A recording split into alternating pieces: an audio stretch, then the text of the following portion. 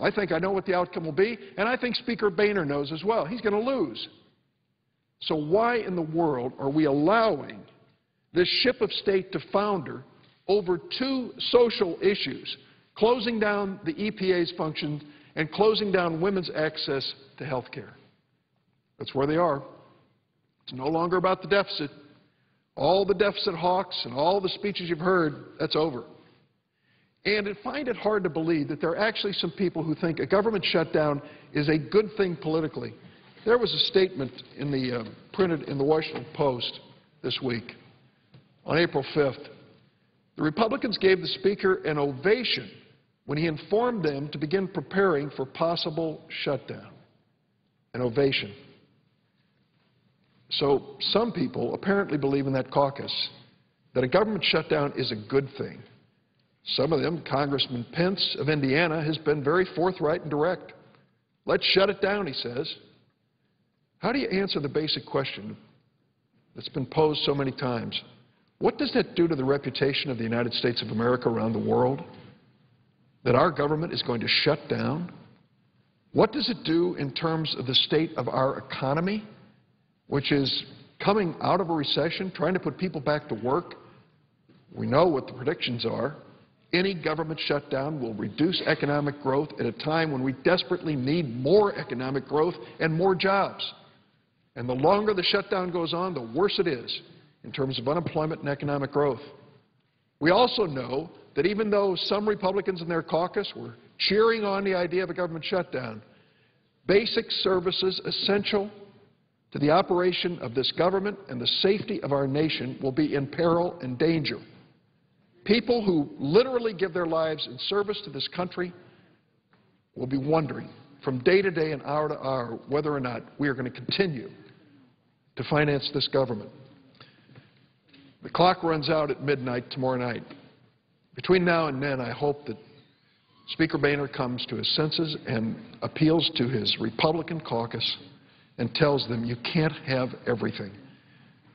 Take what we have here, this cut in spending, this reduction in spending, as a step in the right direction. I hope he will say to even those who were cheering the idea of a government shutdown, it's not the right thing for America. It is time for men and women of both political parties to stand up and to represent the best in this country, to make the concessions that keep us moving forward. We have plenty of work to do beyond this. I'm leaving here to go to a meeting to discuss a bipartisan approach to dealing with our budget problems way beyond the next 6 months.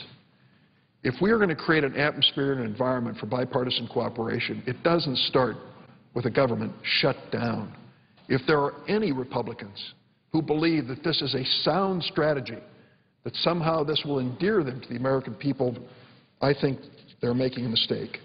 A shutdown could cost the government dearly, and it could certainly cost the United States and its reputation around the world. I don't want to see that occur, and I yield the floor.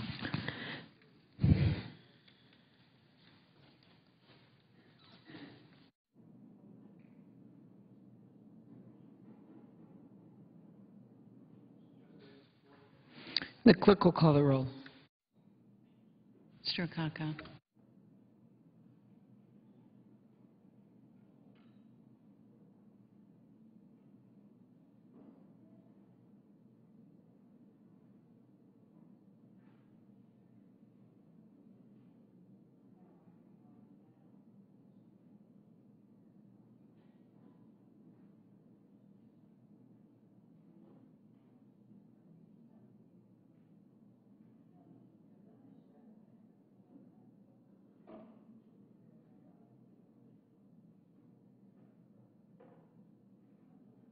Madam President.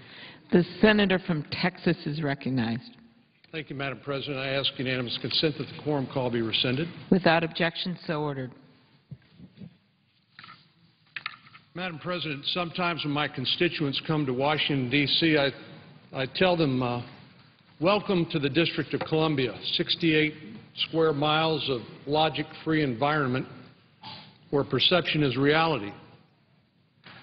I can't think of anything more surreal than the situation we find ourselves in with the House of Representatives having passed an appropriation bill that would keep the government open while negotiations continue and would fund our men and women fighting now 3 wars around the world to make sure that they get paid. I've also had occasion to tell my colleagues or my constituents who come to Washington that said Washington, D.C.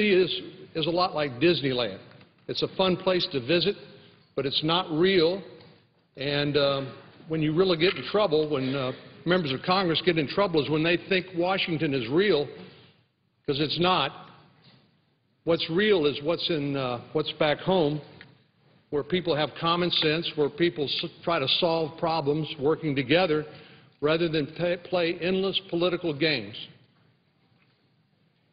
I find it outrageous that Senator Reid, the Majority Leader of the United States Senate and the President of the United States, would refuse to fund pay to the men and women in uniform, and by threatening a veto to the House bill that's been sent over here. We know that unless Senator Reid and the President of the United States agree to keep the government open, that they will be responsible for the shutdown of the federal government and all of the disruption that goes along with it. And you know what? After the government shuts down, we're still going to have to pass an appropriation bill at some level to keep the government functioning. A shutdown doesn't solve anything except cause a lot of disruption, a lot of concern, a lot of heartburn among a lot of good people about whether they're going to get paid. And first and foremost among those are our men and women in uniform. The President has threatened to veto the troop funding bill, which is H.R. 1263, by saying, quote, "This bill is a distraction," close quote. That's according to the President's own statement of administration policy issued by the White House earlier today. A distraction, an attempt by the United States House of Representatives to make sure that our men and women in uniform are being paid while they're fighting 3 wars around the world, is a distraction to the President of the United States. That's outrageous. That's irresponsible. That is an abdication of presidential leadership, and I hope the President will reconsider, because funding our troops is not a distraction. It's a responsibility, and a veto threat is not what they deserve nor what they should be hearing from the Commander-in-Chief. About 1 in 10 of the people who wear the uniform of the United States military call Texas home.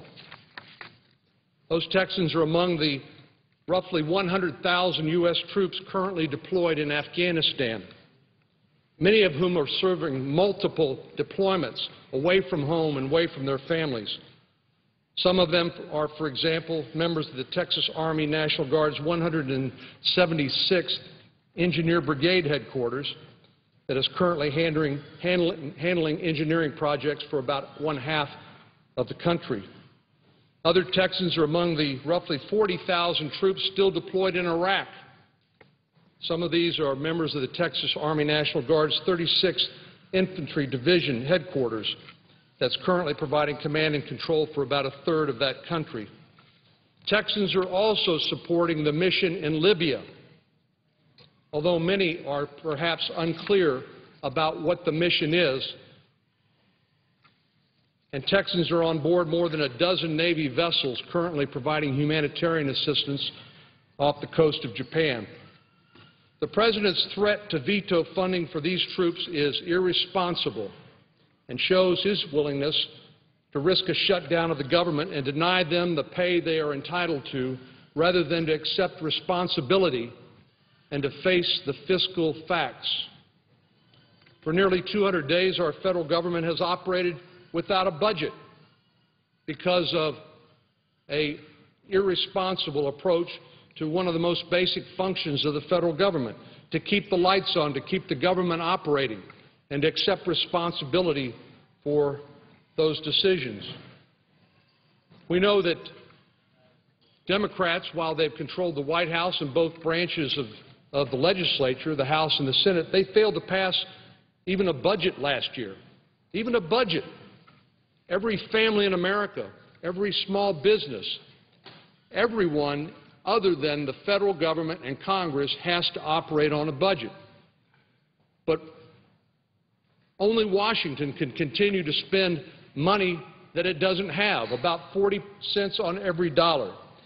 Yet I would say the President remains either oblivious to that fact or, I think, probably more accurately in denial about the fiscal crisis that is impending, and is apparently unwilling to try to work across the aisle to try to address it.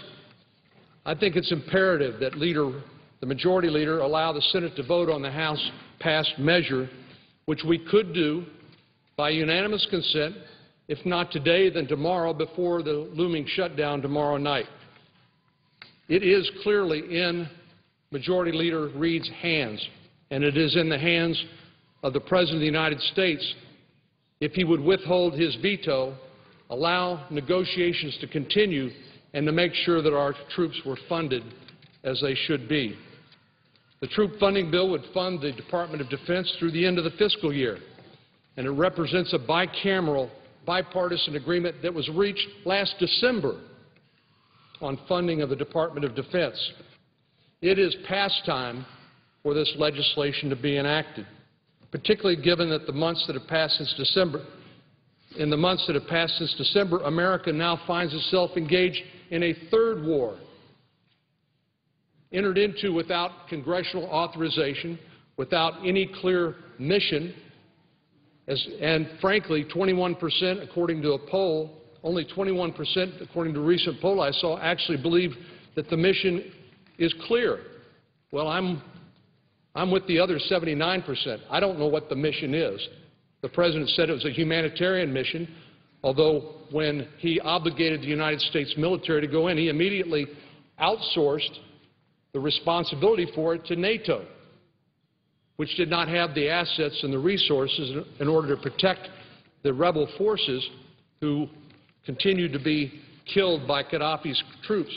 The President said Gaddafi must go, yet is doing nothing from a military perspective to accomplish that goal. What does that do to America's stature and reputation in the world community? What other tyrants are watching this President say that Gaddafi must go, and yet have this President unwilling to do what is necessary to remove him from his office? Well, I think it not only damages American prestige, it emboldens other tyrants like Gaddafi, and it does not solve the humanitarian crisis in Libya. Well, some have said, and the Majority Whip was here talking about so-called riders that accompany this piece of legislation. But let me first say what this troop funding bill also does is it cuts $12 billion in additional spending. When 40 cents out of every dollar that the federal government has spent is borrowed money, and we're spending money we don't have, doesn't it make sense to cut federal spending? Well, I think it does. And I think anybody who thinks that we can continue business as usual is just deluding themselves, living in a la-la land that has no bearing, has no semblance with reality. This bill would also keep the government operating for another week. This would avoid the shutdown that would occur tomorrow night. And it would allow for more time for bipartisan negotiations to occur. So far as the so-called policy riders go, prohibiting taxpayer funding for abortion in the District of Columbia, well, that's been supported by both Republicans and Democrats in the past. President Clinton signed legislation, similar legislation, 6 times. Vice President Joe Biden and Senator Harry Reid have voted for it many times. And President Obama himself signed this same provision into law in 2009. This troop funding bill also prevents Guantanamo Bay detainees from being transferred to the continental United States. I think if there's ought to be a consensus about anything, is that we don't want dangerous terrorists detained at Guantanamo Bay, Cuba, transferred to the United States, and this bill prevents that. This language is virtually identical to existing law that was included in the National Defense Authorization Act. This bill also includes full funding for our commitment to the U.S.-Israel Memorandum of Understanding for fiscal year 2011 and was passed Thursday afternoon, this bill, by a vote of 247 to 181 in the House of Representatives. I don't know what could be any clearer that if President Obama were to veto this legislation and after it was passed by the Senate, that closing the government would be on their hands. Mr. President, may I ask how much time I have remaining? The Senator has used 10 minutes. I would ask unanimous consent for an additional 3 minutes. Without objection. So this bill is passed by a substantial majority in the House of Representatives, and for Senator Reid to say he will refuse to take this up, or President Obama to say if it were passed in the Senate that he would veto it, is irresponsible, and the shutdown of the government would clearly be on their hands. But I would say, Mr. President, that what this demonstrates is a very disconcerting trend that we're seeing of a failure of leadership at the highest office in the land, and that is the President of the United States. A president who goes to Brazil and talks about, well, I'm for free trade, yet has been sitting on the Colombian Free Trade Agreement, the South Korean Free Trade Agreement, the Panama Free Trade Agreement since he entered office. A president who says he's for bringing down the price of gasoline, for making America less dependent on imported energy from abroad, and goes to, believe it or not, Brazil, and says, great that you're going to be drilling for more oil off of your offshore in Brazil, and you know what, we're going to be one of your best customers. In other words, saying it one thing in America and doing another thing abroad. This is the same president who appointed a fiscal commission that reported in December of 2010, which documents the sobering reality of the debt crisis that we are facing in this country and what we must do responsibly to deal with it on a bipartisan basis. But in his State of the Union message, in his budget that he's presented, is not even mentioned. We know we have important issues to deal with. This is the most immediate one ahead of us, but this is small compared to the bigger issues we're going to have to deal with in just a month or two, which is the debt ceiling. America's maxed out its credit card, and the President is asking us, the Treasury Secretary, asking us to raise the credit limits to allow us to continue to borrow more money. Well, we know that's an unsustainable path. We know that the American people are sick and tired of the typical gamesmanship and the gotcha politics here in Washington, D.C. What they want, I truly believe, is for us to work together on a bipartisan basis to solve the problems in front of us and not to kick the can down the road, not to play a game of gotcha, setting up our political adversaries for the next election in 2012. That's what this smells like. That's what this looks like. This is irresponsible on the part of the President. This is irresponsible on the part of the Majority Leader to fail to take up this bill and to allow us to vote on it tomorrow to prevent the shutdown of the government. And it is irresponsible to threaten our men and women in uniform fighting 3 wars across the globe with being deprived of their paycheck by our failure to act, by the President's commitment to veto any legislation that were to be passed on a temporary basis to stop this government shutdown. I hope the American people will call, write, email. I hope they will let their representatives know that this is unacceptable and that Congress must act tomorrow in advance of the deadline, and that if the Senate does pass the bill, that the President, that they communicate to the White House by every means necessary that, Mr. President, you shall not veto pay to our troops while we're fighting 3 wars. To do so not only is an abdication of your responsibility as Commander-in-Chief, but it's an abdication of the leadership that people expect from the President of the United States. Mr. President, I yield the floor. Senator from Oklahoma. Mr. President, I know that we're rotating back and forth. I'm the only one on the floor, I think, who's requesting time. I ask unanimous consent that I be recognized for, let's say, 15 minutes. I probably won't use that much time, but I ask that unanimous consent. Without objection. Mr. President, let me, first of all, in response to what the senator from Texas talked about, this is very significant. I happen to be maybe one of the few who voted against the last 3 extensions that were requested. These one-week extensions, that's no way to run government, I understand that. But this one's different. And I rejoiced when I saw that we had an opportunity to pass a one-week extension that would do 3 things. Number one, substantial cuts, not these just imaginary things that we've been talking about. And number 2, continue the funding for what we must do in Israel for the end of this fiscal year. But most importantly, and I say this as the second-ranking member of the Senate Armed Services Committee, this would be a huge help to our military, so that there'd be certainty. They'd know what we are going to be doing between now and the end of this fiscal year. That absolutely has to be done. It's unimaginable to me that in the middle of what I'd call 2, maybe 3 conflicts right now, that we're not lining up and making sure that we have the funding that's necessary for what's going on in Afghanistan and other places where we have our troops in harm's way. It's something that's inexcusable, and I just can't believe that there's going to be a veto in spite of the veto threat.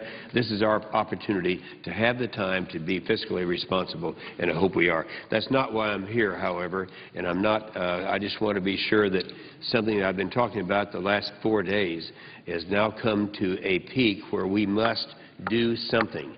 I've been concerned about what's happening in Cote d'Ivoire, in West Africa. I'm very close to the situation. I've had occasion to be there in the last few years, 9 different times. I know the president is there, the current president and his wife, Laurent and Simone Gbagbo. I know that I was familiar with the election that came around. So I've been on the floor talking about what I really believe should happen there, that we should call for a new election. Unfortunately, the United States and our State Department, I'll be very critical of them, they have joined with the United Nations and with France in taking the side of Alassane Ouattara from the north, who was the challenger, who's been challenging this administration now for at least 10 years that I know of.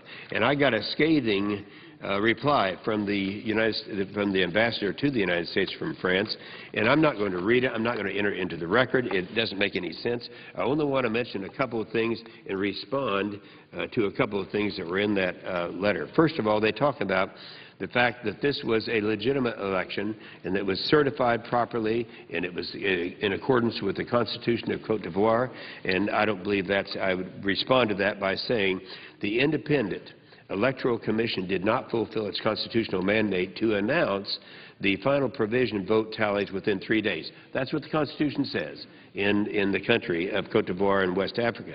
It announced them almost 16 hours after it was constitutionally mandated to report them to the Constitutional Council. And it's my understanding that it is the Constitutional Council of Cote d'Ivoire and not the Electoral Commission which certifies and declares the winner of presidential elections. On 3 occasions now, I've talked about how this election was, the abuses that were taking place.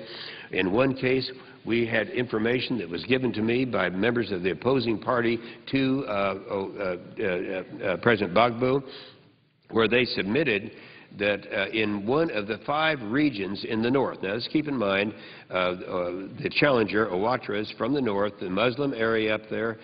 They had in 5 of these regions, they had in one of them 149,598, and I showed how it was calculated. I showed the actual results that were there from the electoral process, and this was just one of 5 northern cities. But when the total was officially reported in the total vote column, Ouattara receives 244,000 votes, a difference of almost 95,000 votes. Now, if you do your math and you say that this happened in all 5 of these areas in northern Cote d'Ivoire, that would be more than enough to declare enough mistakes that would take the election away from the duly elected, re-elected President Gbagbo. They stated that and I think it's, if you don't want to get into the weeds that far, all you have to do, Mr. President, is look at the results that they had. In that election, they came out with the results that said that that Gbagbo in those northern precincts, we call them precincts, they call them something else, that he actually had thousands and thousands of votes in what we would call the primary, but when the primary runoff came up, he got 0 votes. That is a statistical impossibility. So those things, I've given them all to our State Department, and I really haven't gotten any positive response. In the accusations in the letter that the French say that he refused to accept, he being Gbagbo, refused to accept proposals by the American Union high-level group while these proposals have been formally accepted by President Ouattara. That's not true. Just flat not true. As late as March 27th, the African Union sent former Cape Verde Foreign Minister Jose Brito to mediate between Ouattara and Gbagbo. Gbagbo accepted the mediation. Ouattara didn't. I have a whole list of things, the accusations that were made in my response to these accusations, and I'm going to be submitting them at this portion in my presentation in lieu of reading them at this time. I ask unanimous consent that be included in the record at this point. Without objection. Now, I come to the conclusion that on Wednesday, April 6th, it marked the 17th anniversary of a terrible thing that happened in Rwanda, the genocide that came. And we have information that actually Secretary General Kofi Annan had knowledge of that. It wasn't shared. We didn't have warning, and we all know the 800,000-plus people that were brutally murdered in Rwanda during that genocide. What I want to do now is make sure that we're on record in warning the United States, France, and the United Nations that what is going on right now. First of all, if you look, they say it's all decided, everyone's made up their minds, and yet President Obiang is president of the Equatorial Guinea. He's also the current president of the African Union, or the chief of the African Union. And he is on record saying that Africa must be allowed to manage its own affairs. And this is a quote, "Africa does not need any external influence. Africa must manage its own affairs."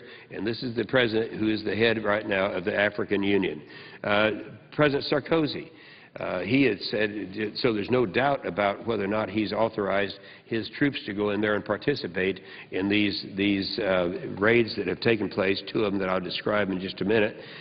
French President, this is reported on BBC News, he said, Nicolas Sarkozy said in a statement he had authorized 1,600 strong French Licorne forces in the country. Well, that shows definitely, and I don't think anyone is questioning that. Here's another one. One source said soldiers from 1,000-strong French Licorne, this is a very strong force, in Ivory Coast, has been deployed in Zone 4 in the south of the city. I think also it's important to see that France has authorized its military, and I'm reading now from the same Reuters report, authorized its military to participate in a United Nations operation in the Ivory Coast to protect civilians against escalating violence there. The Élysée Palace said the operation aimed to neutralize the heavy weapons belonging to troops loyal to President Gbagbo. So he's talking about sending them in. And, of course, I think most of us, well, I'll go ahead and read one more thing here that I think is significant. French helicopters opened fire on military camp in Abidjan on Monday night. That's going to go down in history as Black Monday. And if anyone wants to see really what was happening with helicopters and with rockets firing on all kinds of targets near the palace in the residence in Abidjan, Cote d'Ivoire, go to my website, inhofe.senate.gov, and you can pull it up. We have pictures of that. In fact, I have pictures of that right here that I will be entering into the record at the conclusion of my remarks. Earlier, French President Nicolas Sarkozy said he had authorized France's military to join the operation against the forces loyal to Ivory Coast, Laurent Gbagbo. So clearly, they're the ones that had. Now, I want to say this. There are 2 major assaults on Cote d'Ivoire. I mistakenly thought that the French were involved in the one in a city called Duquay. I find out later that they weren't. They were supporting, of course, the Ouattara, the forces that were there, but they did not have a direct participation in it. A man, Guillaume Ngefa, was the head of the United Nations mission in Cote d'Ivoire. He said that Ouattara's forces had carried out the killings in Duquay. And we have pictures. I'm quoting them now. We have pictures. We have evidence. This is retaliation. That's what the deputy head of the mission in Cote d'Ivoire, the United Nations mission, said. And then, quote, we have credible reports of serious abuses being committed by Ouattara's side. That came from Karine Dufka, a Human Rights Watch researcher based in Dakar, Senegal. It's raising very serious concerns. Then further quotes, and it goes on and on. I'm going to enter all of these quotes into the record. But the bottom line here is that the Ouattara's forces are the ones that were involved in Duquay when the estimate that they have right here that comes from the Patrick Nicholson, a spokesman for the Catholic Aid Agency, saying that an agency team in town last week on a routine aid mission had found a lot of dead bodies. We estimate between 800 and 1,000 dead. Nicholson said in a telephone interview from Rome, they are primarily killed by gunshot, though some of the wounds were made by machetes. And I don't think they were killed in a crossfire. It's interesting because the forces of the president, Gbagbo, had left that area of Duquay a week before all of that happened. So that had to have happened with those forces that were of Ouattara's. Well, anyway, Ouattara's forces, and I'm still quoting from that, and this is printed in Washington Post, have also been accused of carrying out reprisal killings and extrajudicial executions of prisoners during their march to the capital. And Gbagbo's forces had vacated a week before. Now, I think to further, and we have pictures which I will enter into the record showing the French flags that were on the major massacre that took place, and that was the one that took place on Monday night. And so I've already said all of this on the floor. And we've talked about this and the problems. One thing I haven't mentioned is one of the first things that Ouattara did when he marched on Cote d'Ivoire in the south and on Abidjan is to release all the prisoners in one of the major Abidjan prisons. That's some 5,000 prisons, and military source loyal to the Ivorian incumbent leader Gbagbo said the doors of the MACA prison, that's the big prison in that area, were opened by forces loyal to the presidential claimant Alassane Ouattara in the midst of an offensive aimed at toppling Gbagbo. Afterwards, and they go into detail as to hearing the gunfire and all of that. In other words, releasing prisoners to fight against the sitting president. Residents near the jail said thousands of youth streamed out of the prison, which had the capacity of 3,000 prisoners, but was believed to be holding over 5,000 into the neighborhood in Abidjan. Quote, we heard gunfire earlier this morning, and afterwards the doors of the prison were opened and prisoners were left shouting for joy. So that is actually, and that's something I had not had in the record before. One of the things that I have to repeat that I've stated before. Now, let me ask the chair how much time I have remaining. 1 minute. I request an additional 10 minutes. Without objection. Thank you very much. Was one of the testimonials in Duquay. I spot 4 pigs eating something dark and charred in the courtyard, standing by a newly dug mass grave. A UN soldier from Morocco is choking with rage and grief. I ask him if any of the dead are children. He nods and begins to sob quietly into his face mask. This is something that has been happening. Again, we talked about this before, and I don't want to abuse the time we have, but I just a few minutes ago got a notice from somebody I happen to know, and he says, I must admit that this was very difficult. This day, too, we're talking about in the last few hours, has been very confusing with the rebels parading in the streets, stealing and disposing people for their goods. This is what makes it very dangerous because it's a low-law zone. Hundreds of people have been started leaving the town to avoid the danger in Abidjan. So that's what's happening right now. The reports that we have now recently is that the Ouattara rebel army is deploying death squads. And I would read from this because I think it's very important that we get this down right, because I'm going to make some accusations here that maybe have never been made in recent history on this floor. I've just received devastating news about the situation in Côte d'Ivoire. I've been told that there are death squads roving around the streets of Abidjan.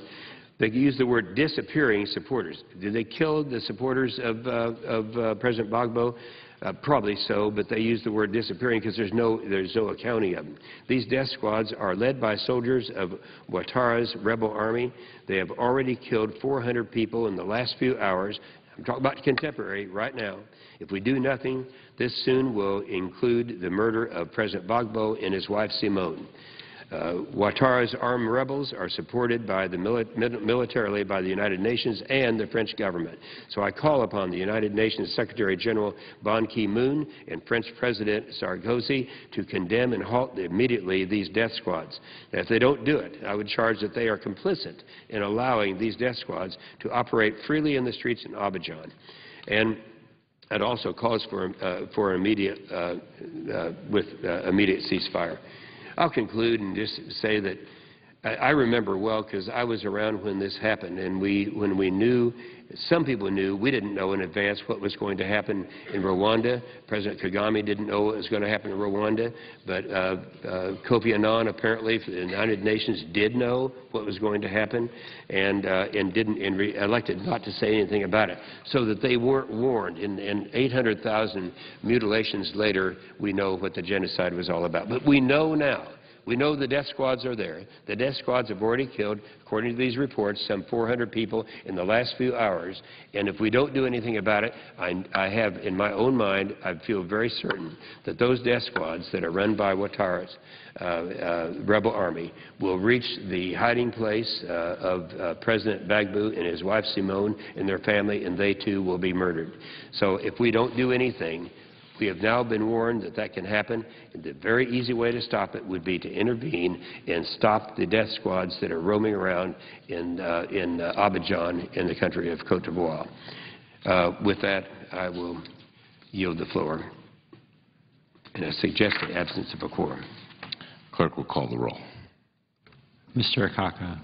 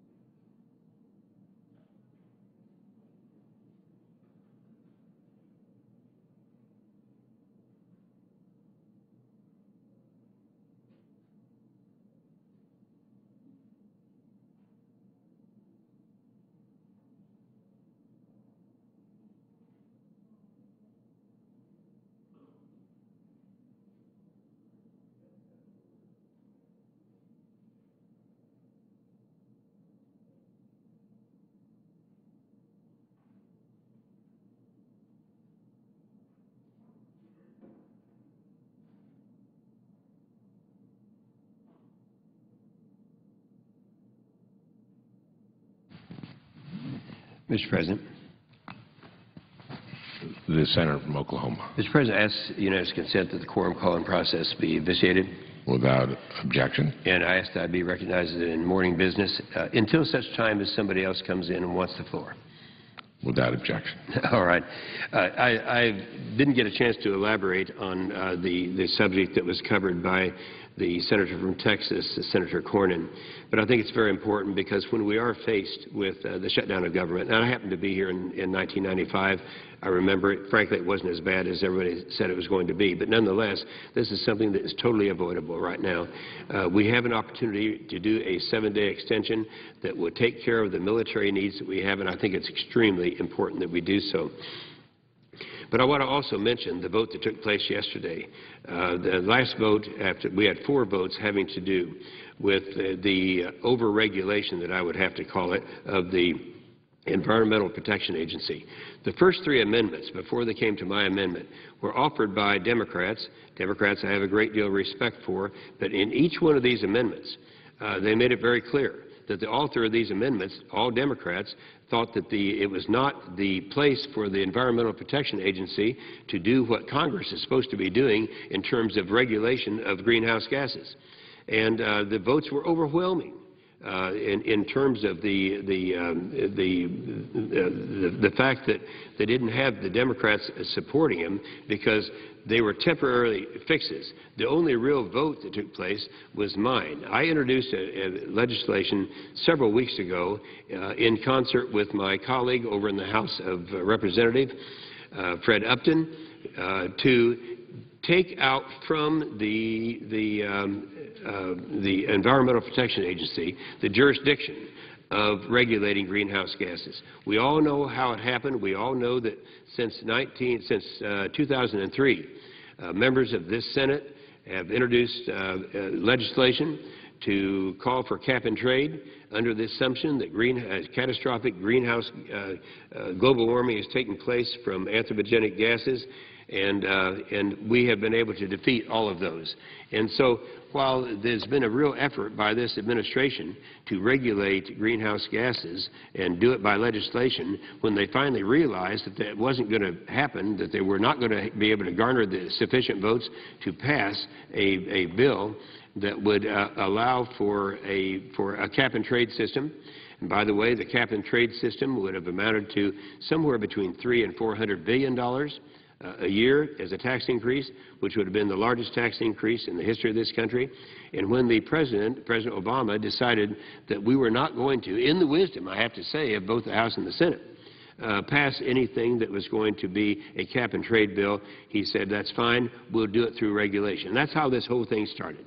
And so the effort was for the Environmental Protection Agency to come up with an endangerment finding.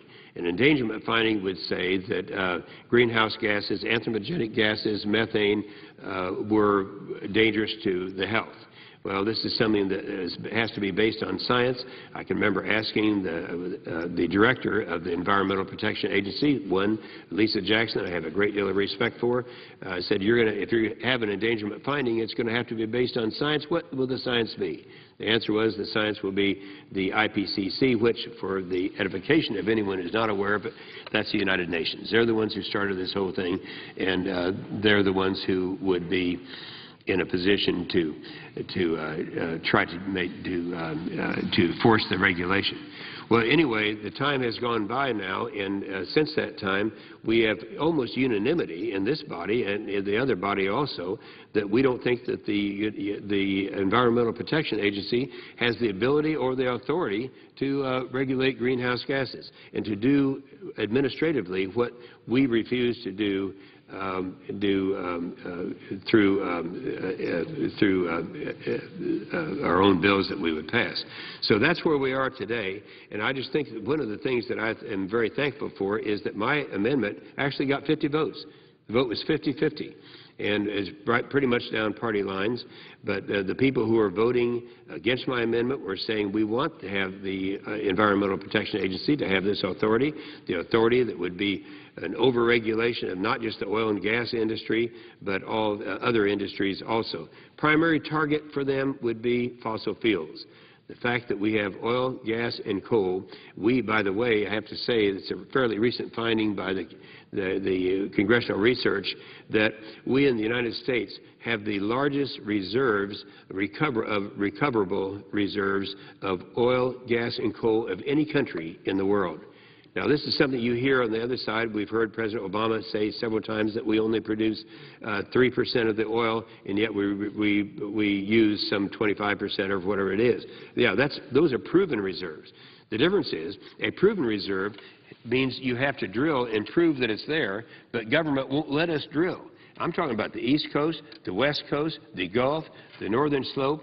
83% of our public lands we have off limits, And if we were to open that up, we could be completely independent of the Middle East for our ability to run this machine called America. So that's why this issue is very important. And I think that I've already served notice, but I wanted to do it one more time to make sure it was very clear that while we needed 60 votes, we only had 50 votes. I'm going to be putting that amendment on as many bills as come up so that we have an opportunity for people to know the seriousness of this problem. I suggest to you, and I won't name names, but I think when people prior to this vote would have called different individuals, the staff would have responded, well, we don't know how our senator is going to vote, but he'll certainly take into consideration your comments. Now we know. Now we know because we have the votes down so that we can say which ones did vote, which ones, anyone who didn't vote for mine is saying we believe the Environmental Protection Agency should have that total control that we refuse to give through legislation. So anyway, it's not over yet. In fact, I think that was a major milestone. That was a major victory. We now know who is for it and who's against it. And I know that there will be another 10 members who will see the light and realize that it's fine. I'm for all of the above. I'm for all the renewables. I'm for wind. I'm for sun. I'm for thermal and all as well as the fossil fuels. We need all of the above to become totally independent and be able to run this machine called America. That's what's coming up, and I'm happy that we've taken that next step, and I look forward to making the next step after this. And with that, I will yield the floor and suggest the absence of a quorum. Clerk will call the roll. Mr. Akaka.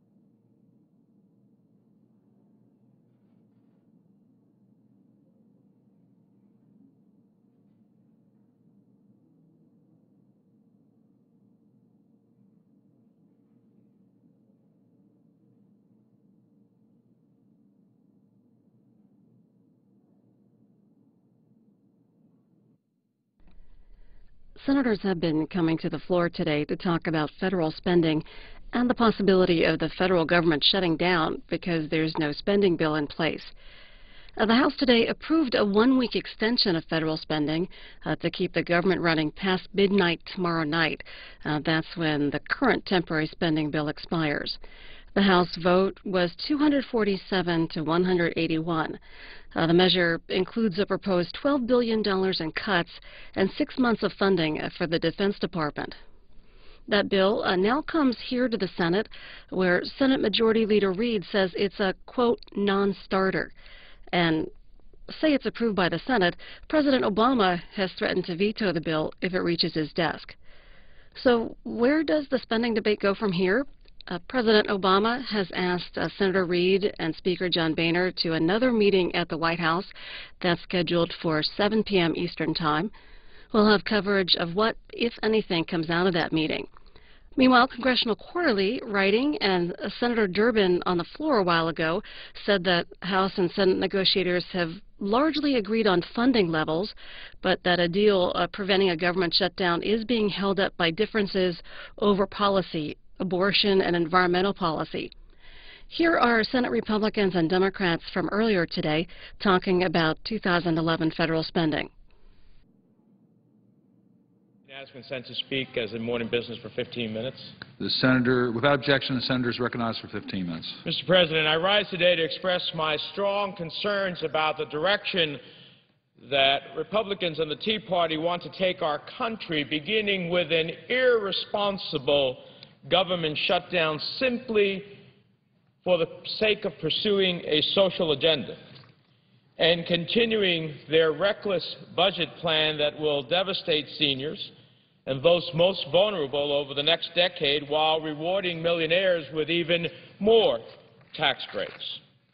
I looked at this Republican budget put out by Chairman Ryan, and it's a proposal that takes $1.5 trillion out of health care for seniors and children and gives it to the wealthiest. But it does not even limit subsidies for special corporate interests like big oil. And in so doing, it fundamentally resets our values and turns back the clock on the progress we've made to protect our parents and grandparents, seniors and children in this country, and keep the playing field reasonably level. But even before that discussion, I want to make a few things clear about the implications of shutting the government down and what we on this side have already cut from the President's budget to reach an agreement. We started this year off with $41 billion less in spending than the President requested. Plus, in March, we cut another $10 billion below last year's funding levels, including the complete elimination of 33 federal programs. In total, we have offered up $33 billion in cuts for the remainder of the current funding year, which ends in September. But the most radical elements of the Republican Party won't take yes for an answer. They say we have not come far enough, which in Tea Party terms means we haven't given them everything they want. So they'll shut the government down rather than take yes for an answer. I saw a picture, front page of one of the papers, and it said, with a Tea Party banner, it said, "Shut her down, shut her down." Well, I thought we were here to make sure we kept the government going. I'd ask unanimous consent that the quorum call be vitiated. Without objection. Thank you, Mr. President. I rise at this late hour in the afternoon here to join many of my colleagues who've come to the floor today to express growing frustration with the politics as usual here in the United States Capitol. And I say politics, not policies, because I think we ought to be focusing on policies that will get our country back on track. And I have to say that the people who are watching the debate here are witnessing potentially an impending government shutdown. that is, I think, needlessly being forced on the American people. And that's, after all, who we're here to serve. I know the presiding officer feels that very, very strongly. And I have to say I'm the first one to highlight how disturbing our long-term fiscal picture has become. But what's equally frustrating is the disservice being done to the American public by this current debate on our budget. Budget, by the way, I should say, is for the second half of 2011. It isn't the budget debate that we need to have on 2012 or the longer-term challenge that the Simpson-Bowles Commission's laid out for us. But we ought to be single-mindedly focusing here on supporting economic development and job growth. But while we're doing that, I believe in the United States Senate, I have to say some members of the other body, the United States House of Representatives, continue to seek sustained confrontation and seem to me to be interested in shutting down the government as a misguided statement that they're serious about debt reduction. It seems they just want to pick a fight for a fight's sake, while our people, United States citizens, will be left to pick up the pieces from a shutdown. And the latest demands have not been about funding the government at all. I think we've got common ground on what the number ought to be, but the fight now seems to be on controversial abortion and climate change issues. I don't understand it. We have this tentative agreement to cut billions from current spending levels, but the Speaker of the House seems to continue to demand that we ought to focus on controversial abortion and climate change issues. These are hot-button issues. Why you would insert them in an unrelated budget debate when there's so much at stake is beyond me. Now, I understand we want to show the American people that we're serious about deficit reduction. I am. I know the presiding officer is, but I think in Colorado people see straight through this latest ploy. What do abortion and climate change have to do with finding a compromise on keeping our government running? Nothing. They have nothing to do with that. And strikes me the debate's become increasingly ideological and increasingly about sending a partisan political message, one that leaves the American people paying the price. We've had 13 straight months of private sector job growth. We've added 1.8 million jobs in that time, but our economy is still really fragile. And way too many Americans, way too many Minnesotans, way too many Coloradans are struggling. And I have no doubt that a government shutdown at this time would create a counterproductive effect on our economic recovery. But don't just take my word for it. I'm a senator from Colorado, but listen to what top business leaders of all political persuasions are saying. Business Roundtable President John Engler, former Republican governor of Michigan, said that businesses would face the dangerous, quote, unintended consequences, unquote, where interest rates could rise because of a shutdown and there could be turmoil in our financial markets. Forecasters at Goldman Sachs have warned that a shutdown could shave off growth in our GDP every single week. And CEOs of all stripes have warned about a shutdown's effect on confidence in the U.S. economic recovery. We know, presiding officer and I do, and senators from across the country, that confidence is what we need to build. That's what's lacking in many respects. So a setback of this nature, a shutdown, would actually prevent the growth we need to tangibly address our long-term fiscal imbalance. In other words, we get the economy growing again, we'll have more tax revenues. We'll see that gap between what we're spending and what we're bringing in narrow. I can't help but think, in the context of this recent debate, about my uncle Stuart Udall, who's father of Senator Udall from New Mexico. He wrote a book called The Forgotten Founders that focused on the settling of the West. And, well, I should add, he focused on the people who were there at the time the Europeans arrived as well. And the theme of the book was really on how the West was settled and how it was built. And it made the strong case that people coming out to the West, again, I think the presiding officer's home state, which is in the near West, probably fits this characterization. People coming to the West, they weren't looking to get in gunfights or range wars. They were actually looking to start their lives over and pursue the American dream. And Stuart pointed out that, in reality, particularly when you watch those Hollywood movies, the people that were standing on the board sidewalks watching the gunfights, those are really the people that built the West. And they built the West by working together, solving problems, looking out for one another. It didn't really matter what your political party was. And it feels to me like today the American people are standing on one of those board sidewalks watching the same senseless gunfights and range wars right here in Washington, D.C. And I got to say, I know I was sent here to work together and solve shared problems. And I'd like to suggest that this spirit I just described is in stark contrast to this new kind of divisive politics that's brewing away here in America. It's a kind of politics that furthers disagreement. It draws ideological lines in the sand, and it sows disrespect at the expense of shared interests and collective prosperity. American people are really seeing a disappointing example of that this week. While a vocal minority seems to favor acrimony and combativeness, which in the end will just further slow our economy, many of us here are doing what we can to do the people's business and try in good faith to prevent a government shutdown. And I have to say, Mr. President, as the American people look on in amazement at this spectacle, I stand with them wondering if members of Congress will finally settle down, act like adults, and work collaboratively towards a real budget solution. And yes, we have to reduce our government deficit and debt. You'd be hard-pressed to find a senator more committed to that cause than I am. So let's reach that goal. But let's reach it in a way that protects our senior citizens, our students, our veterans, our border security. I could go on with a very long list.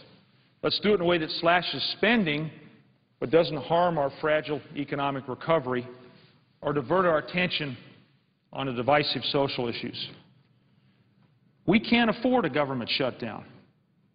And I'll be disappointed, to say the least, if the bipartisan deal that's before us is undercut by contentious, unrelated issues like abortion and climate change. I wrote a letter 2 days ago to the Speaker of the House, Mr. Boehner, who I know well, in which a large number of my fellow senators joined me to suggest to him and urge him to work with us to avoid a federal government shutdown. I'll stay here all day, all night, whatever it takes. So I'm here to urge my colleagues in both chambers. I served in the House. I now have the great privilege of serving in the Senate. Let's sit down together. Let's reason together. Let's be commonsensical together. Let's find a compromise. That's the American way. I know that's what propelled me to the United States Senate, was my willingness to work across party lines. And I think the Senate of the United States could set an example. There are colleagues on both sides of the aisle who work together, who know the stakes are high. That's the reason I came to the floor today, to urge senators of both parties to work together, to find a common-sense compromise, to keep this federal government moving forward, and to make sure our economy is focused upon and that we produce as many jobs as possible. That is job one. Mr. President, I thank you for your attention, for your commitment, for your interest. I yield the floor. And I would note the absence of quorum.